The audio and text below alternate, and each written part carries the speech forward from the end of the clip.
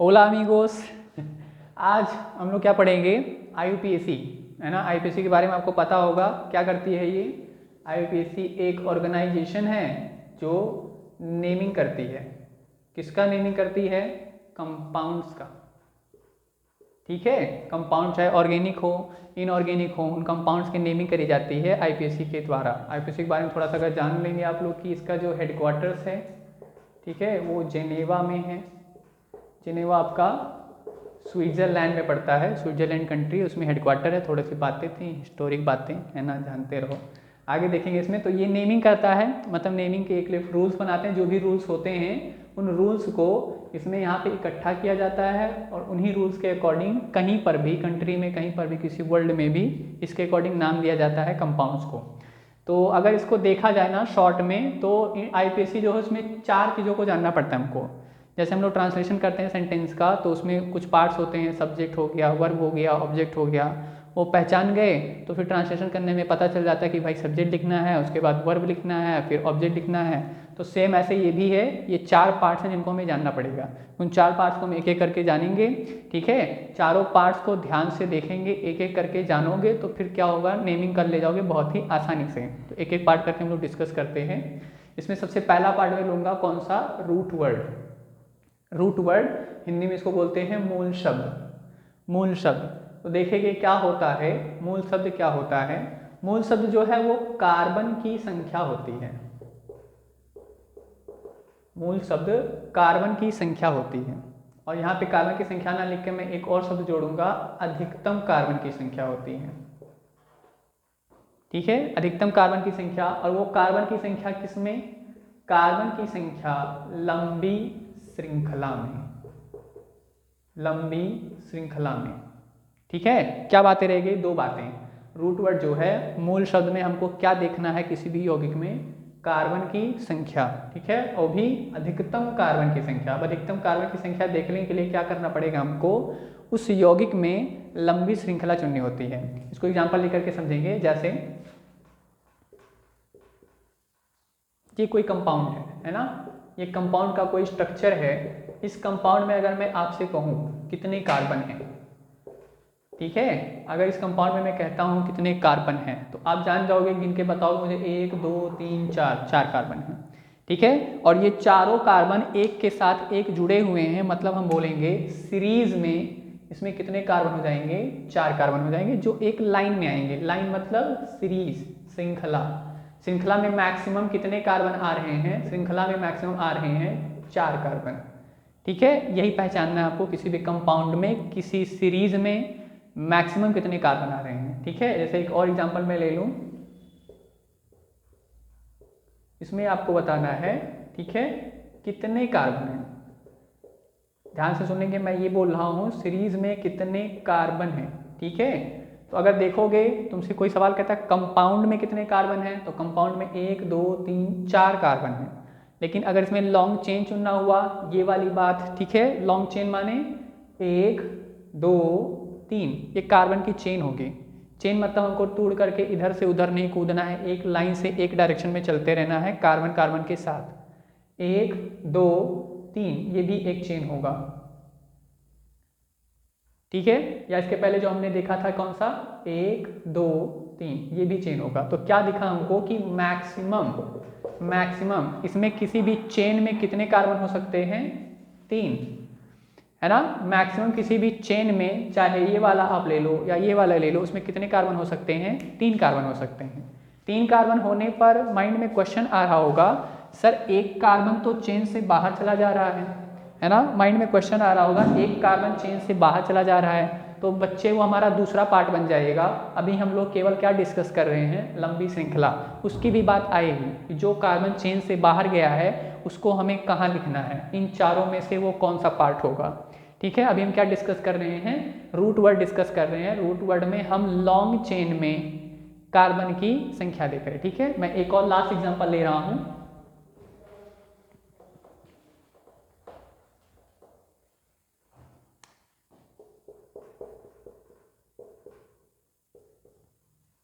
Like ये example दिया हुआ है, इस एग्जाम्पल में आपको क्या करना है? कार्बन के नंबर्स फाइंड करने हैं। तो अगर मैं आपको बोलूं इस कंपाउंड में इस कंपाउंड में कितने कार्बन हैं, तो आप इन सबको काउंट करोगे। कंपाउंड मतलब सबको देखना है, 1 2 3 4 5 6, 6 कार्बन वाला कंपाउंड है, ठीक है। लेकिन अगर मैं बोलूँ इसके लॉन्ग चेन में, तो सबसे पहला काम लॉन्ग चेन फाइंड करना है और उसमें फिर कार्बन की नंबर फाइंड करनी है। तो लॉन्ग चेन का मतलब कार्बन कार्बन के सहारे चलते हैं, ठीक है, कार्बन कार्बन जोड़ करके चलेंगे और ज़्यादा से ज़्यादा कार्बन मिले वो चेन लेना है।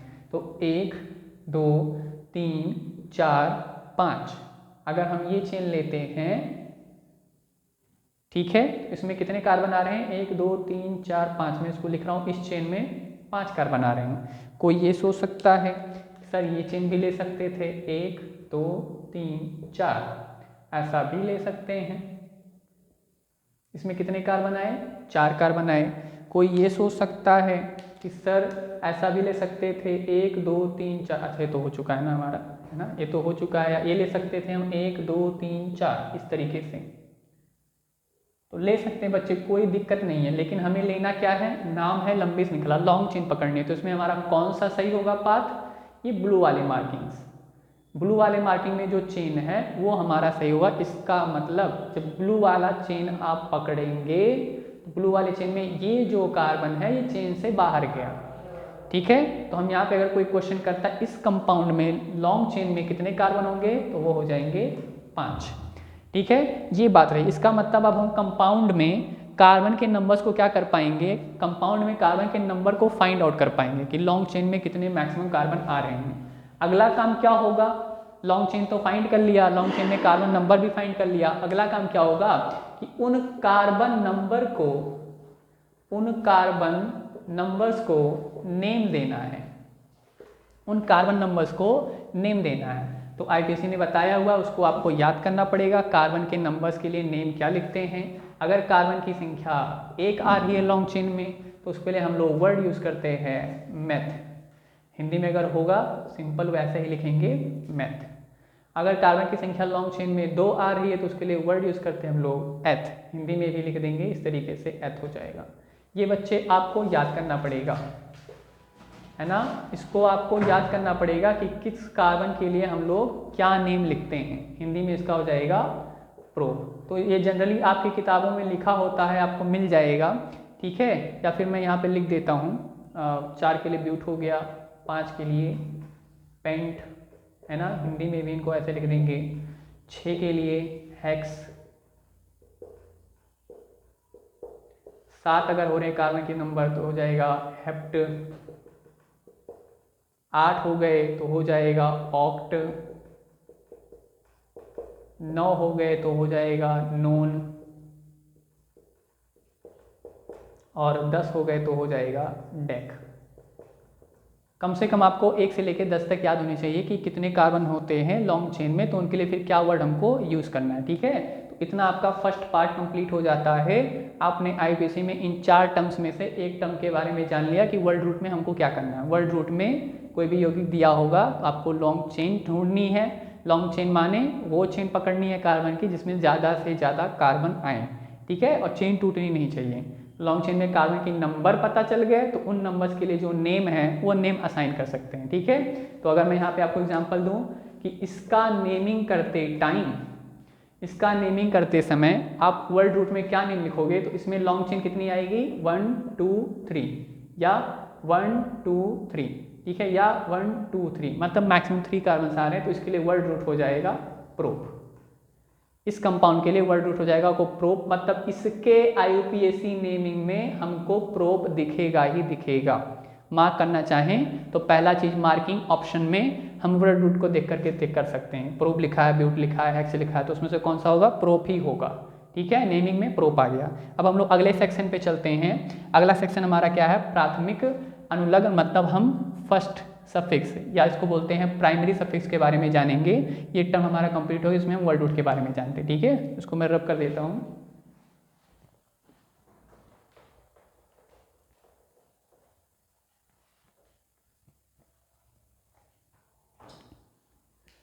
हाँ तो बच्चे हम लोग क्या करते हैं, प्राइमरी सफिक्स में बहुत ही सिंपल है, चारों टर्म्स में सबसे सिंपल टर्म है प्राइमरी सफिक्स में। हम लोग क्या डिस्कस करते हैं, बॉन्ड। प्राइमरी सफिक्स में हमें क्या पहचानना है, कंपाउंड में बॉन्डिंग कैसी है, बॉन्ड मतलब बंध कैसा है, ठीक है। कार्बन कार्बन के बीच में बॉन्डिंग कैसी है, तो यहाँ पे आपने देखा होगा कार्बन के बीच में 3 तरह की बॉन्डिंग आपको दिखी होगी। एक है कार्बन कार्बन के बीच में सिंगल बॉन्ड, कार्बन कार्बन के बीच में डबल बॉन्ड और कार्बन कार्बन के बीच में ट्रिपल बॉन्ड। ये 3 तरह के बॉन्डिंग आपको दिखे होंगे। तो हम प्राइमरी सफिक्स में बस क्या करते हैं, बॉन्डिंग्स बताते हैं। इसमें क्या करना है आपको, अगर कार्बन कार्बन के बीच में सिंगल बॉन्ड है तो उसके लिए हम लोग शब्द यूज करते हैं एन, है ना। उसके लिए हम लोग क्या करेंगे, ये एक सफिक्स है, अनुलग्न आपको याद होगा अगर हिंदी में पढ़ाया गया। अनुलग्न जैसे हम लोग लिखते हैं कि लिखना हो गणित, ठीक है, गणित हो गया, उसमें ई जैसे जोड़ते हैं तो गणितीय हो जाता है, ठीक है। तो ये जो ई है इस शब्द में पीछे जुड़ रहा है, जिसको हम लोग उपसर्ग या प्रत्यय कुछ बोलते हैं हिंदी में, उसी तरीके से ये भी है। अनुलग्न माने वर्ड में पीछे जुड़ने वाला, है ना। तो इसमें हम लोग एन जोड़ देते हैं और हिंदी में भी आप क्या करोगे, एन ही जोड़ दोगे, ठीक है। ऐसे डबल बॉन्ड के लिए हम लोग क्या करते हैं, ईन जोड़ देते हैं, हिंदी में भी ईन। ट्रिपल बॉन्ड है कार्बन कार्बन के बीच में, तो उसके लिए हम लोग क्या जोड़ देते हैं, आइन। आइन इसको जोड़ना है बच्चे, जोड़ना है, ठीक है। इसकी हिंदी भी हो जाएगी, हिंदी में भी इसको आइन लिख देंगे। जैसे एग्जांपल दूं मैं आपको,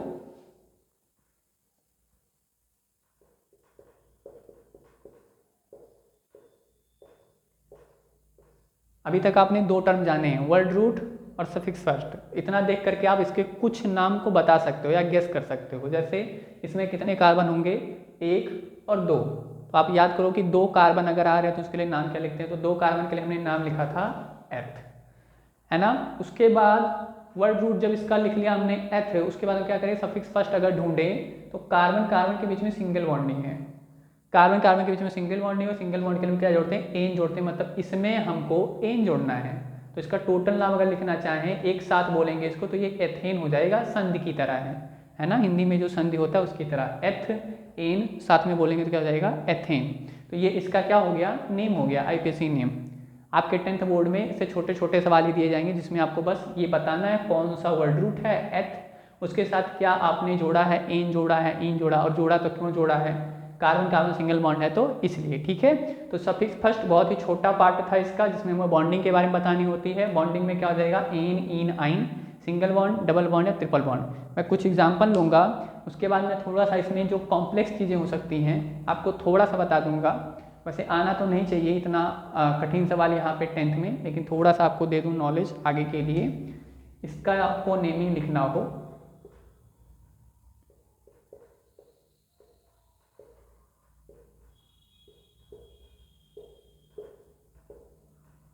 इसका आपको नेमिंग लिखना हो तो सबसे पहला काम क्या करते हैं, सबसे पहला काम क्या होता है, वर्ड रूट फाइंड करना, रूट वर्ड फाइंड करना। तो वर्ड रूट में क्या करते हैं हम लोग, कार्बन का नंबर काउंट करते हैं, वो भी लॉन्ग चेन में। तो उसमें लॉन्ग चेन बनेगी ये, है ना, जिसमें कितने कार्बन आ रहे हैं, 3 कार्बन आ रहे हैं, और 3 कार्बन के लिए नेम क्या होता है, प्रोप। 3 कार्बन के लिए नेम क्या होता है, प्रोप। उसके साथ हम लोग आते हैं सफिक्स फर्स्ट। सफिक्स फर्स्ट माने क्या करते हैं हम लोग, बॉन्ड देखते हैं। तो अगर यहाँ देखा जाए कार्बन कार्बन के बीच में यहाँ डबल बॉन्ड है, यहाँ सिंगल बॉन्ड है। जब भी डबल बॉन्ड आ जाएगा तो हम क्या करेंगे, सिंगल बॉन्ड को क्या करेंगे, कंसीडर नहीं करेंगे, वहाँ पे हम प्रायोरिटी देंगे डबल बॉन्ड को। प्रायोरिटी मतलब प्राथमिकता देंगे, सिंगल बॉन्ड तो होगा ही, उसके साथ हम वहाँ डबल बॉन्ड दिखाएंगे। तो यहाँ पे प्राइमरी सफिक्स में हम यहाँ लिखेंगे ईन, तो इसका नाम हो जाएगा प्रोप ईन। संधि कर देंगे, दोनों को जोड़ दिया तो नाम हो गया प्रोपीन। इंग्लिश में भी लिख सकते हैं प्रोप ईन, इंग्लिश में नाम हो जाएगा प्रोप ईन, ठीक है। दोनों आपस में जुड़े, इसका नॉर्मल नाम हो गया प्रोप ईन। ये पूरी तरीके से अभी कंप्लीट नहीं है, या मैं ये कह लूँ कि अभी ये बेस्ट आंसर नहीं है, कुछ छूटा है इसमें, है ना। आपने वर्ड रूट लिखा सही है, आपने सफिक्स फर्स्ट लिखा सही है, लेकिन इसमें कोई पार्ट है जो अभी छूट रहा है, इसलिए हम इसको बेस्ट आंसर नहीं बोल रहे हैं। इतना कोई लिखता है मार्किंग करने के लिए, ऑप्शन पहचानने के लिए, ठीक है, कोई दिक्कत नहीं है ना। ये बात आ गई। मैं एक और एग्जांपल है जिसमें डबल और ट्रिपल दोनों आ जाएं, ताकि थोड़ा सा कंफ्यूजन क्लियर हो जाए आपका।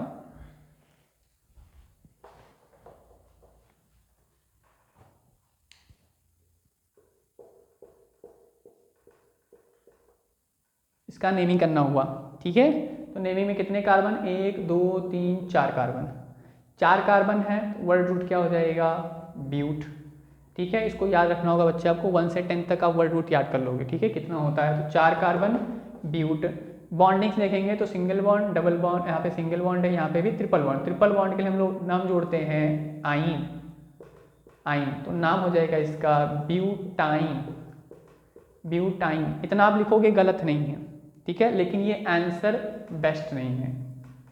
ठीक है, अभी मैं बताऊंगा इसमें क्या छूटा हुआ है, इसमें बेस्ट आंसर क्या होना चाहिए। ठीक है, तो मैं एक कॉम्प्लेक्स एग्जांपल लूंगा जिसमें डबल बॉन्ड भी हो, ट्रिपल बॉन्ड भी हो, बस आपको थोड़ा सा आगे के लिए नॉलेज करने के लिए। ठीक है, मैं उसको डिस्कस नहीं करूंगा बहुत ज़्यादा, आपके बोर्ड्स में बस इतना ही है, छोटे छोटे सवाल आएंगे, मैं कॉम्प्लेक्स एग्जाम्पल लूंगा। ठीक है,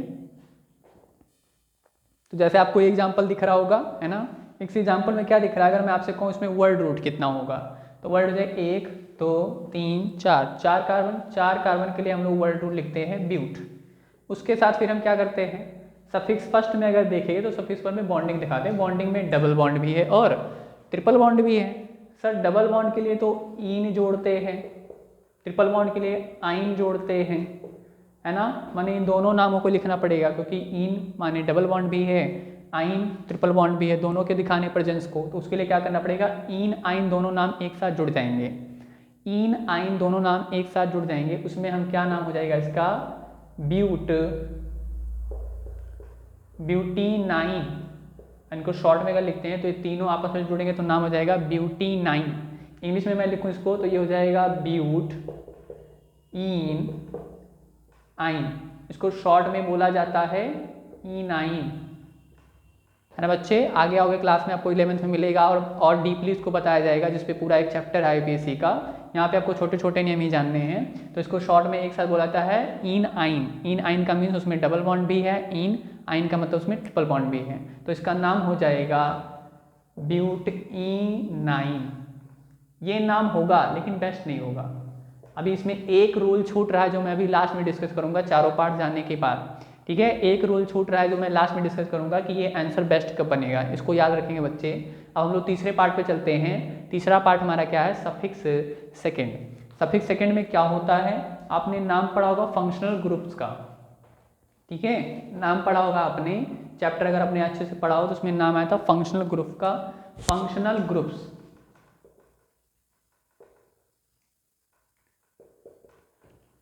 आपके 10th बोर्ड में अगर देखेंगे तो फंक्शनल ग्रुप मेनली 5 या 4 दिए गए हैं, वो कौन कौन से हैं उनको पहले मैं यहाँ लिख रहा हूँ, COOH, CHO, C double bond O, ठीक है, और OH। इसके अलावा आप देखोगे तो ये मेन है जो हमारे किसमें सफिक्स में यूज़ किए जाते हैं।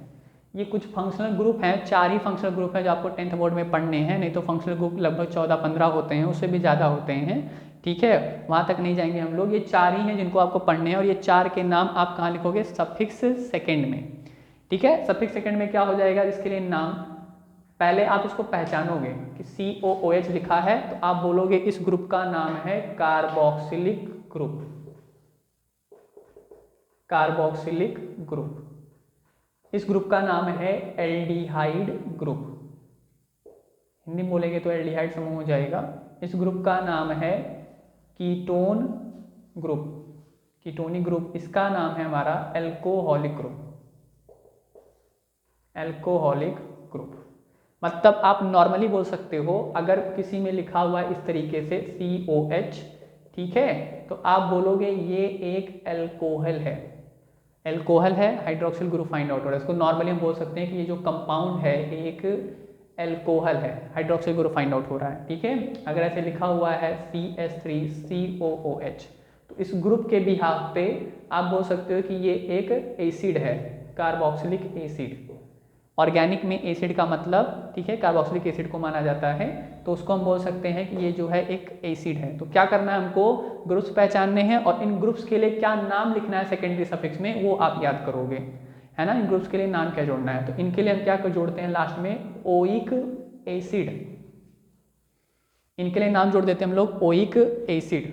इनके लिए नाम जोड़ देते हैं हम लोग अल। एल्डिहाइड ग्रुप है अगर तो उसके लिए हम लोग लास्ट में नाम जोड़ते हैं अल। ठीक है, अगर हमारे पास कीटोन ग्रुप हमको दिख रहा है तो उसके लिए हम लोग नाम जोड़ देते हैं ओन। ऐसे हाइड्रोक्सिल ग्रुप अगर दिख रहा है तो उसके लिए नाम जोड़ देते हैं ऑल। सेम इसी तरीके से इनकी हिंदी में भी होगी, हिंदी में भी इनको ऐसे ही बोलेंगे ओइक अम्ल।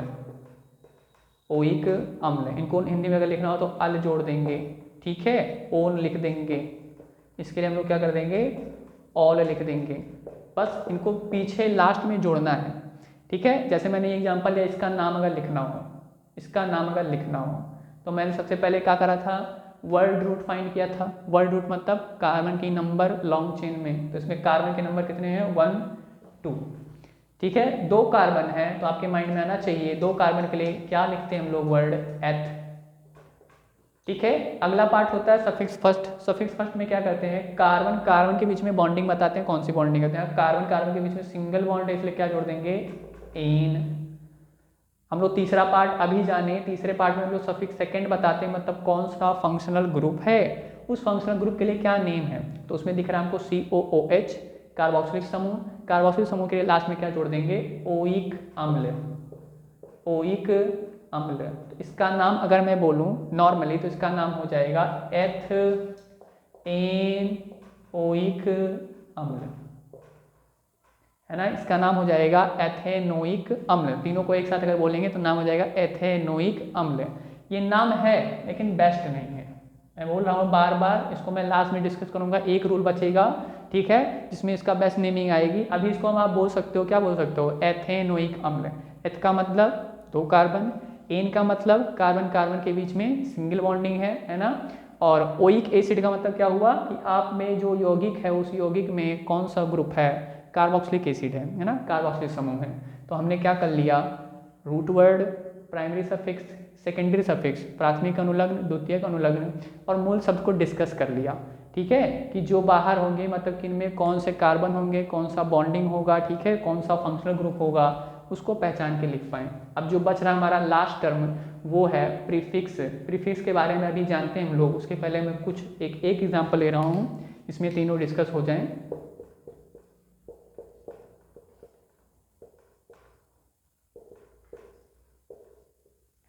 चलिए इसका नेम लिखना आप लोगों को,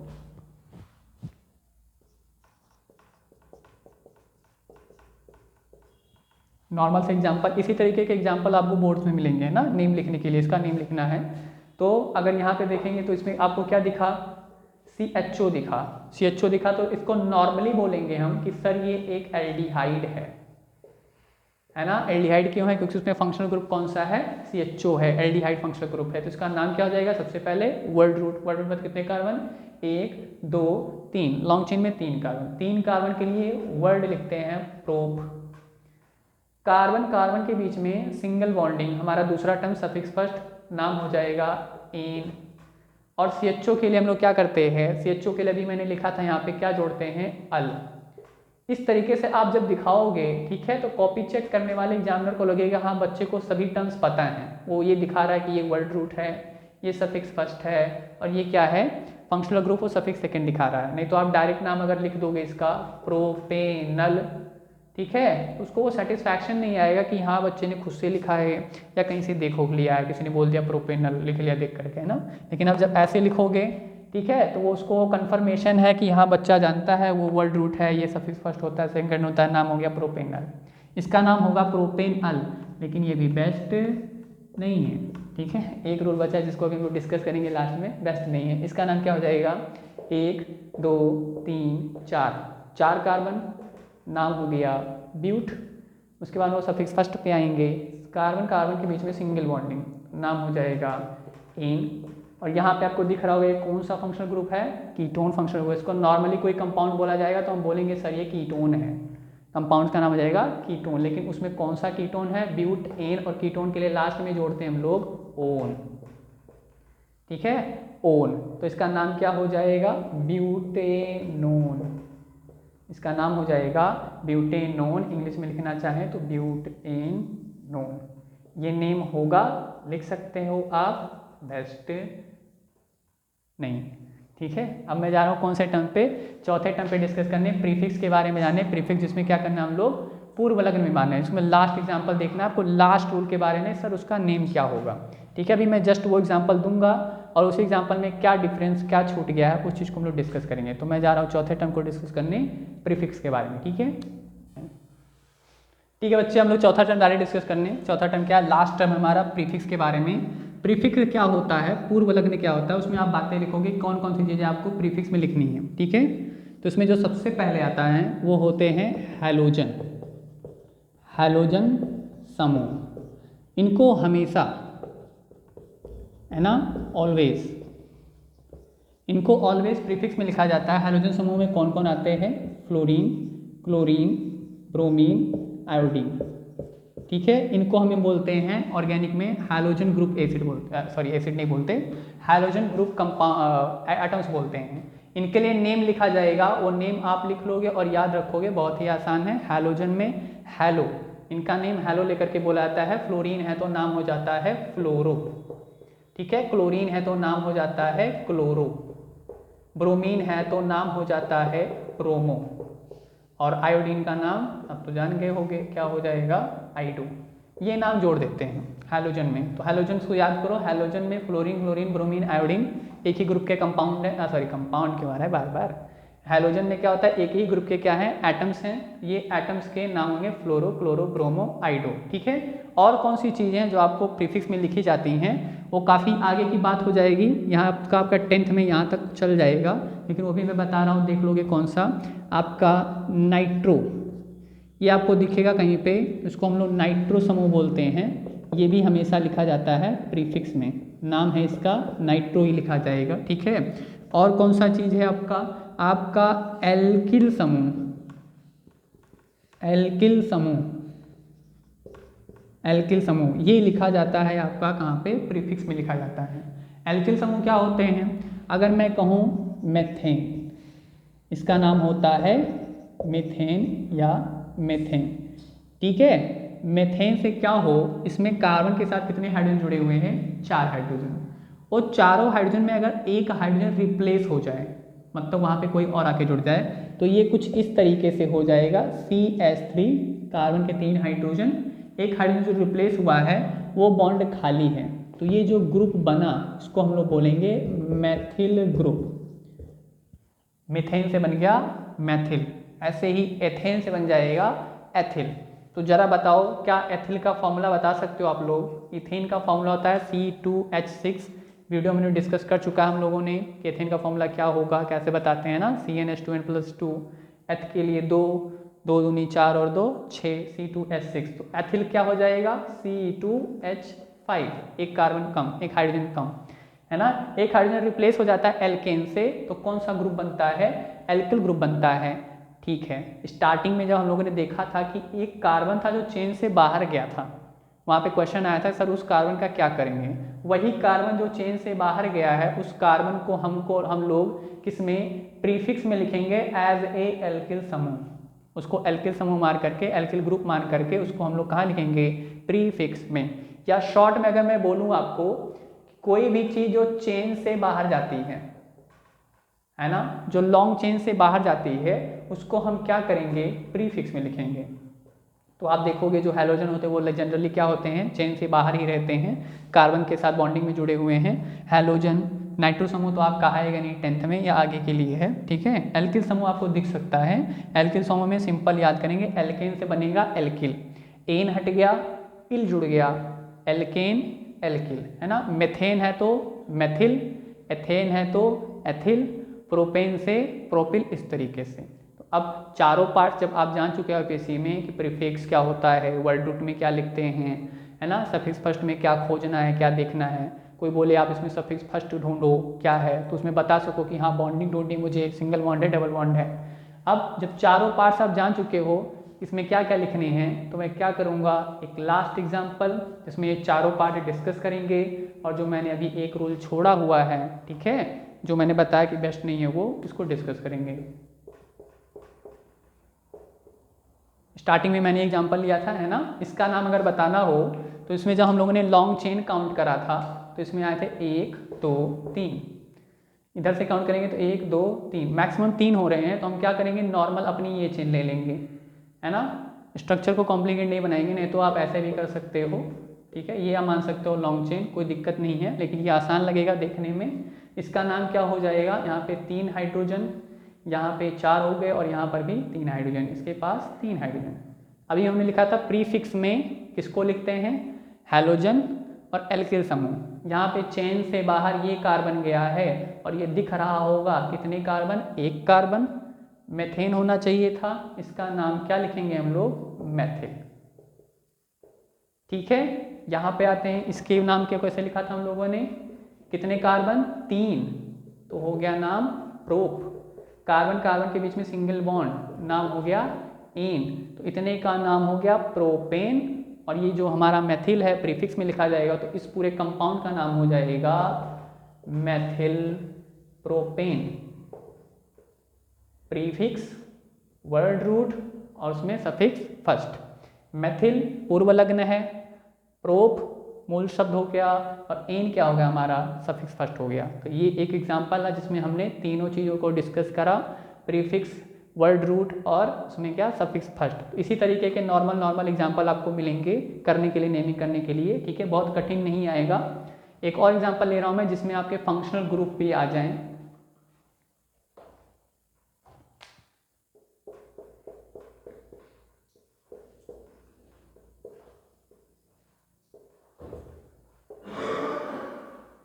ठीक है, इसका नेमिंग करना है। तो इसमें आपको दिख रहा होगा, अगर मैं लॉन्ग चेन चुनने के लिए कहूँ तो आप कहोगे 1 2 3 4, ये चेन हो सकती है। ठीक है, क्या किसी बच्चे के माइंड में सवाल आ रहा होगा, सर ये भी तो हो सकता है, इसमें भी 4 आ रहे हैं, इसको क्यों ना ले करके हम, इसको क्यों ना ले करके हम लोग ऊपर वाला क्यों ले रहे हैं। तो यहाँ बच्चे एक रूल याद करोगे, ठीक है, रूल क्या है कि लॉन्ग चेन में हमारा जो ग्रुप है, ठीक है, फंक्शनल ग्रुप है, वो आना चाहिए। आप अगर ये चेन लोगे तो ये छूट जाएगा। ठीक है, ये हमारा प्राइमरी फंक्शनल ग्रुप है, ये हमारे लॉन्ग चेन में आना चाहिए। इसको आप लोगे, अगर ये चेन आप पकड़ते हो तो ये छूट जाएगा, इसलिए हमारा मेन चेन कौन सा होगा, ये वाला। ठीक है, इसमें भी कार्बन 4 ही, लेकिन हमको कौन सा चेन लेना जिसमें हमारा फंक्शनल ग्रुप आए, ये आपका आगे का रूल है। ठीक है, लेकिन फिर भी आप जानो। तो यहाँ पे नेम क्या हो जाएगा, सर इसके लिए नाम क्या लिखेंगे, कार्बन चेन के बाहर आ रहा है तो इसके लिए नाम क्या हो जाएगा, मेथिल। ठीक है, इसका नेम करना सीखे हम लोग। कितने कार्बन, 1 2 3 4, 4 कार्बन, तो नाम हो गया ब्यूट। सिंगल बॉन्ड तो क्या हो जाएगा, एन। इसके लिए हम लोग नेम क्या जोड़ते हैं, ये word root, primary suffix, secondary suffix, क्या जोड़ेंगे, ओइक अम्ल। तो इस पूरे का अब नाम क्या हो जाएगा, जिसमें हम प्रीफिक्स को भी यहाँ ऐड करेंगे, तो यहाँ पे नाम हो जाएगा मेथिल। उस हिसाब से टोटल नाम हो जाएगा मेथिल। ठीक है, मेथिल ब्यूटेनोइक अम्ल, मेथिल ब्यूटेनोइक अम्ल, ये इसका नाम हो जाएगा। लेकिन ये बेस्ट नहीं है। ठीक है, बेस्ट क्या नहीं है, सर इतने देर से बोल रहे हैं बेस्ट नहीं है, बेस्ट नहीं है, कौन सा बेस्ट आंसर होगा, है ना। एक रूल छूट गया, क्या रूल छूट गया है, उस रूल को याद करोगे आप। रूल क्या है वो, जब भी हम प्रीफिक्स लिखेंगे या सफिक्स लिखेंगे, प्रीफिक्स या सफिक्स जब भी लिखेंगे हम, तो उनका नाम लिखने से पहले हम उनका क्या दर्शाते हैं, स्थिति। ठीक है, स्थिति संख्या, पोजीशन नंबर।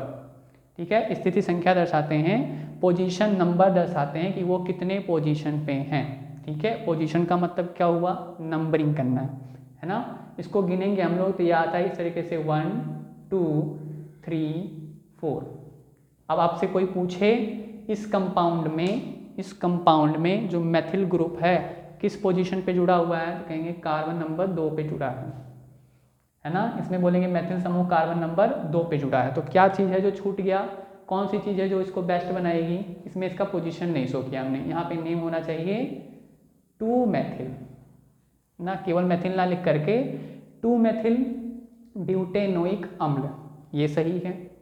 या आप कहोगे सर सफिक्स को भी तो पोजीशन दिखाते हैं, तो उसका भी नेम लिख सकते हैं हम लोग, क्या, 2 मेथिल ब्यूटेन, है ना, यहाँ तक आ गए हम लोग, सफिक्स फर्स्ट, ब्यूटेन 1 ओइक अम्ल, 1 ओइक अम्ल, ये हो जाएगा इसका आंसर, बेस्ट आंसर। जिसमें हमने क्या करा है, हमारा मेथिल क्या है, प्रीफिक्स है, किस पोजीशन पे, दूसरे नंबर पे जुड़ा है। ब्यूट वर्ड रूट मूल शब्द, एन सफिक्स फर्स्ट, और ओइक एसिड मतलब कार्बोक्सिलिक समूह हमारा सेकेंडरी सफिक्स है, किस पोजीशन पे जुड़ा है, एक पोजीशन पे। तो ये इसका बेस्ट आंसर हो जाएगा, जिसमें हमने क्या करा, सभी पार्ट्स को डिस्कस करा और सभी पार्ट्स कहाँ कहाँ लिखे जाते हैं ये जाना, और पार्ट्स के पहले किन पार्ट्स के पहले उनके पोजीशंस को दर्शाना है वो जाना। तो प्रीफिक्स सफिक्स जब भी लिखेंगे उनके पोजीशन को शो करते हैं, पोजीशन शो करने के लिए नंबर्स का यूज़ करते हैं। कुछ और पार्ट याद कर सकते हो क्या, नाम और अंक के बीच में डैश लगाते हैं, है ना। नाम चाहे वो इंग्लिश में लिखो आप या नंबर्स हिंदी में लिखो, उसमें बीच में क्या लगाते हैं, डैश लगाते हैं। तो एक लास्ट एग्जांपल मैं लूँगा और उसको ख़त्म करूँगा। आप बुक्स के एग्जांपल्स लोगे, उन एग्जांपल्स को क्या करोगे, सॉल्व करोगे, देखोगे इन रूल्स पे अप्लाई होते हैं या नहीं होते हैं, ठीक है।